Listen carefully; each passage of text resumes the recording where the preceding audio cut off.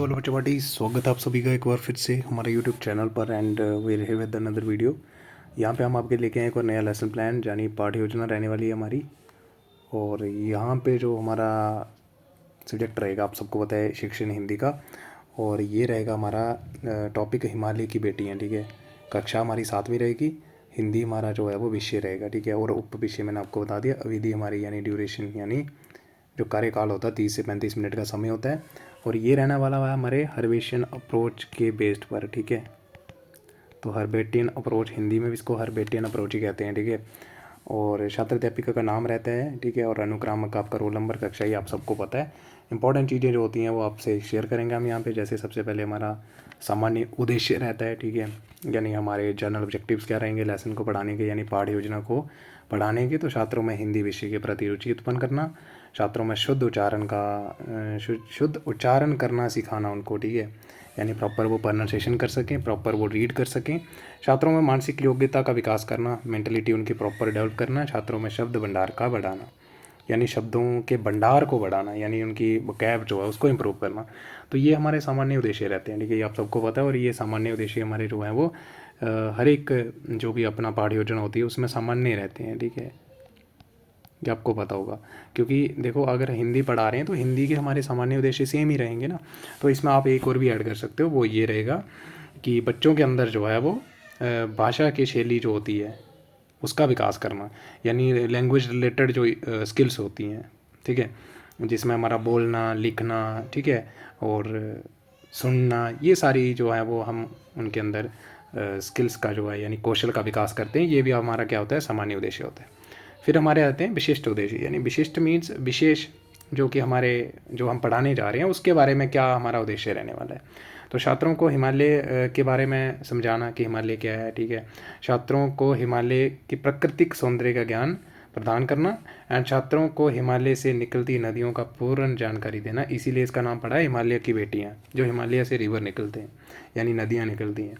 फिर हमारा रहता है यहाँ पे शिक्षण सामग्री। ठीक है, तो ये इसके ऊपर आप हेडिंग लिख सकते हो, शिक्षण सामग्री। ठीक है, फिर हमारा इसके अंदर आ जाता है क्या क्या, सामान्य शिक्षण सामग्री रहता है, एक विशिष्ट सामग्री रहता है। हमारा सामान्य में हमारा वही रहेगा जो एक सामान्य, जो हमारा एक क्लासरूम होता है। ठीक है, उसके अंदर जो भी हमारे चीज़ें मिलती हैं हमें पढ़ाने के लिए या उनका उपयोग करते हैं हम, जैसे श्याम पट्ट हो गया हमारा, चाक हो गया हमारा, जाड़न यानी डस्टर हो गया, संकेतन यानी पॉइंटर एट्सेट्रा। तो इन सभी चीज़ों को हम सामान्य शिक्षण सामग्री कहते हैं। और ये हमारी जो है वो एक जैसी रहती हैं। ठीक है, हर एक जो भी हमारी पाठ्य योजना होती है, तो ये आप सबको पता होगा। उसके बाद विशिष्ट सामग्री की बात करें तो ये हमारी विशिष्ट रहती है, यानी विशेष रहती है, और ये रेलिवेंट होती है जो हम पढ़ाने जा रहे हैं, यानी उसी से संबंधित होती है जो हम पाठ्य योजना या फिर पाठ आज हम बच्चों को पढ़ाने जा रहे हैं। पाठ्य पुस्तक हो गया, पाठ हो गया, चित्र हो गए, ठीक है, या फिर चार्ट हो गया हमारा। तो चार्ट भी हमारा जो है वो क्या आएगा, विशिष्ट सामग्री। फिर होती है हमारी अभिप्रेरणा यानी मोटिवेशन। ठीक है, और छात्र अध्यापिका या अध्यापक छात्रों से पूर्व ज्ञान यानी उनका पूर्व ज्ञान, छात्रों का पूर्व ज्ञान को जानने तथा पाठ की ओर आकर्षित करने के लिए, या फिर ऐसे कर सकते हो कि पाठ के प्रति बच्चों के अंदर रुचि पैदा करने के लिए हम क्या करते हैं, हम उनसे कुछ अभिप्रेरणाएक प्रश्न पूछते हैं। ठीक है, तो यहाँ पे लिख सकते हो अभिप्रेरणाएक प्रश्न पूछते हैं। जैसे बच्चों आप किस देश में रहते हो, ठीक है, तो बच्चे बोलेंगे हम भारत में रहते हैं। ठीक है, और यहाँ पे याद रखना लिख लेना इसके पीछे। ठीक है, इसका मतलब क्या होता है, अपेक्षित उत्तर। ठीक है, यानी एक्सपेक्टेड आंसर रहने वाला है, क्योंकि हमें पता नहीं है कि बच्चे यही जवाब देंगे, लेकिन हाँ हम आशा कर सकते हैं कि बच्चे ये जवाब देंगे। प्रश्न दूसरा आ गया, क्या आप जानते हो कि हिमालय कहाँ पर स्थित है, तो भारत के उत्तर में स्थित है। ठीक है, क्या आप जानते हो कि हिमालय से कौन कौन सी नदियाँ निकलती हैं, तो जी नहीं, ये गलत हो गया। यानी इसका मतलब क्या हुआ इंग्लिश में कि नो रिस्पॉन्स, जो कि गलत हो गया बिल्कुल ही। तो ये नहीं लिखना है, तो यहाँ पे लिखना है कि बच्चे जो है वो प्रतिक्रिया कर भी सकते हैं, नहीं भी कर सकते हैं, यानी मे रिस्पॉन्स और मे नॉट। तो यहाँ पे हिंदी में आ जाएगा प्रतिक्रिया कर सकते हैं या ना भी कर सकते हैं। आप एक आधा प्रश्न और भी यहाँ पे जो है वो उसको पूछ सकते हो। जैसे यहाँ पे आ गया ना, हिमालय कहाँ स्थित है, तो फिर आपका आ जाएगा हिमालय से निकलने वाली नदियाँ। तो आप बच्चों को पता होगा, क्योंकि ये हमारी बात हो रही है, किस क्लास की बात हो रही है, 7th क्लास की बात हो रही है, तो 7वीं का बच्चा है, उसको पता तो होगा कि हिमालय से कौन कौन सी नदियाँ निकलती हैं। तो ये जी नहीं यहाँ पे नहीं होगा।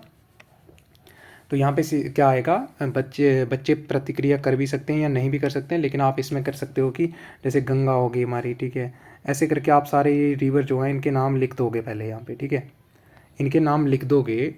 उसके बाद क्या आ जाएगा, आपको यहाँ पे एक और प्रश्न ऐड कर देना है, ठीक है। फिर आप किसी पर्टिकुलर यानी किसी एक विशेष रिवर का उगमन स्थान जो होता है, यानी उद्गम स्थान जहाँ से वो निकलती है, उगमन नहीं उद्गमन, उद्गम स्थान जो होता है, जैसे गंगा जो है वो कहाँ से निकलती है, हिमालय में कहाँ से निकलती है, वो जगह पूछ सकते हो। फिर आपका आ जाएगा बच्चे प्रतिक्रिया कर भी सकते हैं या नहीं भी कर सकते हैं, यानी रिस्पॉन्स कर भी सकते हैं, नहीं भी कर सकते हैं। तो कभी भी नो रिस्पॉन्स नहीं लिखना होता, ये गलत होता है, यानी नहीं, जी नहीं, ये गलत हो गया, ये किसने लिखा था। उसके बाद आ जाएगा उपविषय की घोषणा, ठीक है। तो बच्चे जो पेपर टीचर होगा यानी हमारी छात्र अध्यापिका या अध्यापक होगा, वो बच्चों को बोलेगा कि बच्चों आज हम हिमालय से निकलती। तो पहले आप इसका उत्तर दे देना, जो लास्ट प्रश्न था ना हमारा कि गंगा का उद्गम स्थान कहाँ पे है या किस स्थान से गंगा जो है वो निकलती है, तो वो आप बोलोगे कि वो गंगोत्री ग्लेशियर से निकलती है, ठीक है। और फिर आप जो है वो बताओगे कि बच्चों आज हम पढ़ने वाले हैं हिमालय से निकलने वाली नदियों के बारे में, और जिसका नाम है हिमालय की बेटियाँ। और इसी के साथ छात्र अध्यापिका उपविषय को जो है वो श्याम पट्ट पर लिखेगी या लिखेगा अगर अध्यापक है तो। उसके बाद हमारा आ जाएगा प्रस्तुतिकरण यानी प्रेजेंटेशन।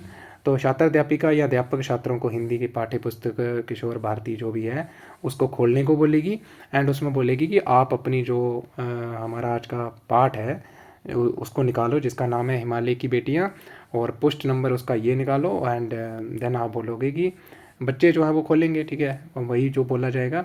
फिर आदर्श वाचन होगा, आदर्श वाचन मीन्स पीपल टीचर जो है वो रीडिंग करेगा यहाँ पे, ठीक है। तो छात्र अध्यापिका छात्रों के समझ शुद्ध उच्चारण के ध्यान रखते हुए एक प्रॉपर गति के साथ, यानी एक सही शुद्ध या फिर उपयुक्त गति के साथ, ठीक है, बच्चों के लिए पढ़ेगी और बच्चों को बोलेगी कि आप मुझे ध्यान से सुनना है, ठीक है। तो ये लाइंस लिखी रखी हैं यहाँ पे, तो आपको ज़रूरी नहीं है कि ये 3-4 लाइनें लिखनी है, आप 1-2 लाइनों में भी लिख के आगे डैश डैश डैश करके छोड़ दो, ठीक है। उसके बाद जो बच्चे हैं वो ध्यान से, यहाँ पे आप लिख सकते हो कि बच्चे ध्यान से सुनेंगे छात्र अध्यापिका को, उनकी हर एक जो भी जिस चीज़ का उपयोग कर रहे हैं वो सभी वो क्या करेंगे, उनको देखेंगे कि कैसे हमें पढ़ना है। उसके बाद जो है वो अनुकरण वाचन होगा, यानी इंडिविजुअल रीडिंग बाय स्टूडेंट्स होगी। तो छात्र अध्यापिका छात्रों से व्यक्तिगत वाचन करने के लिए कहेगी और छात्र एक एक करके जो है वो वाचन करेंगे, और छात्र अध्यापिका जो है वो ध्यानपूर्वक सुनेगी कि बच्चे अगर कहीं गलती कर रहे हैं, ठीक है, यानी जब वो उच्चारण कर रहे हैं तो अगर कहीं गलती कर रहे हैं तो उसको सुधारेगी, ठीक है। तो ये भी आप लिख सकते हो। तो बच्चे जो है वो सही गति के साथ शुद्ध उच्चारण जो है वो करेंगे, और जहाँ पे भी गलत करेंगे वहाँ पे छात्र अध्यापिका जो है वो क्या करेगी, जो भी उनका उच्चारण के संबंधित दोष होंगे या गलतियाँ होंगी उनको ठीक करेगी।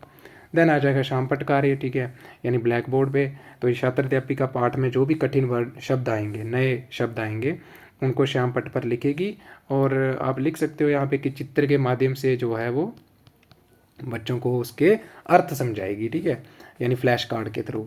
फिर यहाँ पे देखो नए शब्द हो गए जैसे, ठीक है। तो चित्र क्या होता है, जैसे एक चित्र बना रहता है, ठीक है, तो इस पे आप बच्चों को दिखा सकते हो जैसे आकर्षक। तो यहाँ पे कोई ऐसी चीज़ का पिक दिखा दो जो बहुत ज़्यादा अट्रैक्टिव हो यानी आकर्षक हो। तो फिर बच्चों को आप पूछोगे कि ये बताओ क्या है, तो बच्चे बोलेंगे ये, जैसे कोई सीनरी हो गया, कोई पहाड़ हो गया, तो बच्चे बोलेंगे बहुत सुंदर है। तो बच्चे आप फिर बोलोगे कि सुंदर को क्या बोलते हैं हम, आकर्षक। तो ऐसे करके आपको अर्थ बताने होते हैं नए जो कठिन शब्द आते हैं, ठीक है। सिंपली ऐसे ब्लैक बोर्ड पे लिख देते हो वो भी चलता है, लेकिन आपको एक प्रॉपर तरीके से जो है चीज़ों को करना है अकॉर्डिंग टू अप्रोच जैसे बताया जाता है, दृष्टिकोण के आधार से। फिर मौन वाचन करने को बोलेगी बच्चों को, छात्र अध्यापिका बोलेगी कि अभी आप जो है वो मन में पढ़ो इसको, ठीक है। 4 से 5 मिनट के लिए बच्चों को बोलेगी इसको मौन वाचन करो इसका। उसके बाद आ जाएगा हमारा पुनरावृत्ति, जिसमें जो छात्र अध्यापक या अध्यापिका होगी ये जानने के लिए कि बच्चों को कितनी समझ आई जो हमने पढ़ाया, ठीक है। तो उससे रिलेटेड कुछ प्रश्न पूछे जाएंगे उनसे, जैसे लेखक ने गंभीर शांत अपने में खोई हुई किसे कहा है, ठीक है, तो ये नदी को कहा होगा उसने, ठीक है। लेखक ने माँ और दादी की गोद की तरह किसे कहा है, ठीक है। और लेखक ने समतल मैदानों में जाकर किसके उल्लास कम होने की बात कही है, तो कि वो मैदान में जाते ही जैसे वो मैदान में पहुंचती है तो उसका जो उल्लास है वो कम हो जाता है। तो जैसे देखा ना आपने, जैसे पहाड़ों से रिवर निकलते हैं तो एकदम से ऐसे लगता है कि खुशी से जा रही है एकदम आवाज़ करते हुए, लेकिन जब वो मैदानों में पहुंचती है तो वो क्या हो जाती है, उसका जो उल्लास होता है वो खुशी कम हो जाती है। तो ये भी हमारा नदी का ही आएगा, ठीक है। तो इसी प्रकार से आप जो है वो प्रश्न और भी ऐड कर सकते हो यहाँ पे। फिर आ जाएगा हमारा प्रयोगात्मक कार्य, एप्लीकेशन यानी।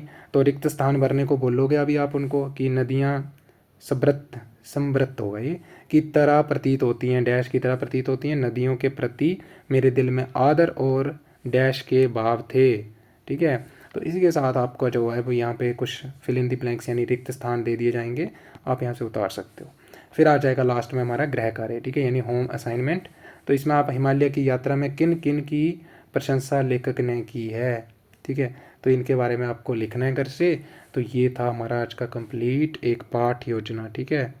मैं आशा करता हूँ कि आपके लिए ये वीडियो हेल्पफुल रही होगी।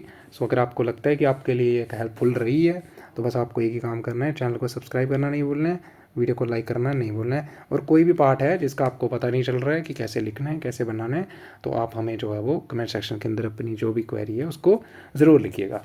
सो आज के लिए इतना ही, मिलते हैं अगली वीडियो में, तब तक के लिए bye bye, have a good day.